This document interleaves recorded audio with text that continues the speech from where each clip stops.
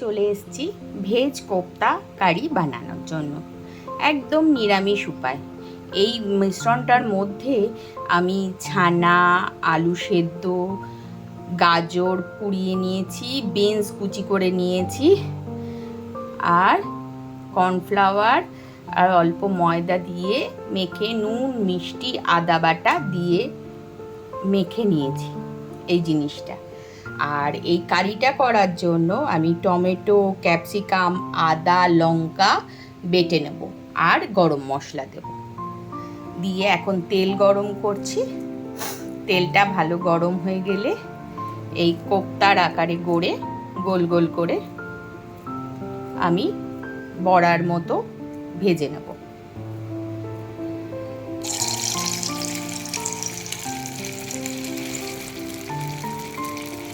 আস্তে আস্তে আমি এই সব মিশ্রণ দিয়ে কোপ্তাগুলো বানিয়ে তারপরে কারি তৈরি করব।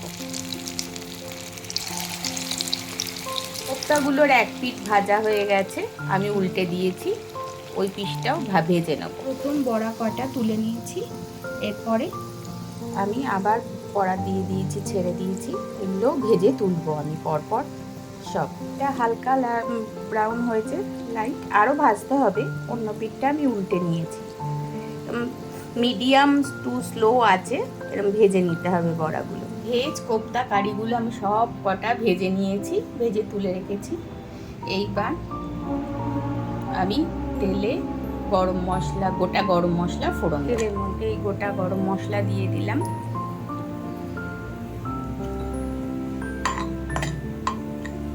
একটু ভেজে নেব।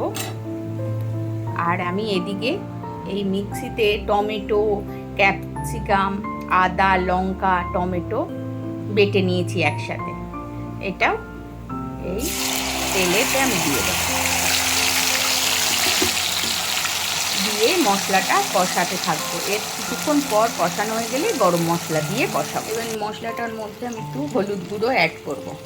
আমি হালকা তেল বেরিয়ে এসছে মশলা থেকে, আমি একটু গরম মশলা মিশিয়ে দেবো।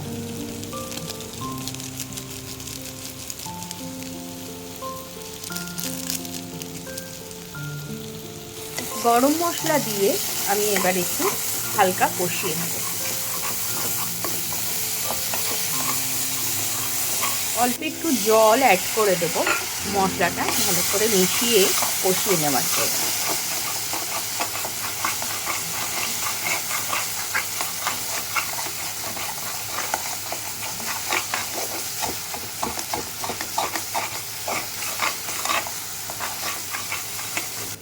পরিমাণ মতো একটু নুন দিয়ে একটু চিনি দিয়ে এবার এর মধ্যে একটু জল অ্যাড করে নেব। জলটা ফুটে উঠলে কোপ্তাগুলো অ্যাড করে ফুটিয়ে নামিয়ে নেব। খুব বেশি জল দেব না, যার যেরকম ঝোলের প্রয়োজন সেই রকমভাবে দিয়ে নিলেই হবে। ঝোলটা টকবক করে ফুটে উঠেছে, এবার আমি কোপ্তাগুলো অ্যাড করে দেবো। দিয়ে সিমে একটু জাল হতে দেব।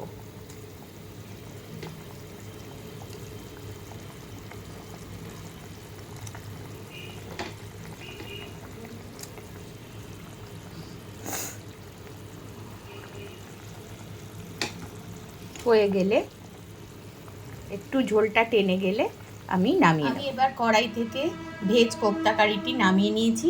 দেখো তোমরা, ঝোলটা বেশি শুকায়নি, হালকা গ্রেভি আছে অল্প, যাতে ভাতের সাথে বা পোলাওয়ের সাথে মেখে খেতে ভালো লাগে।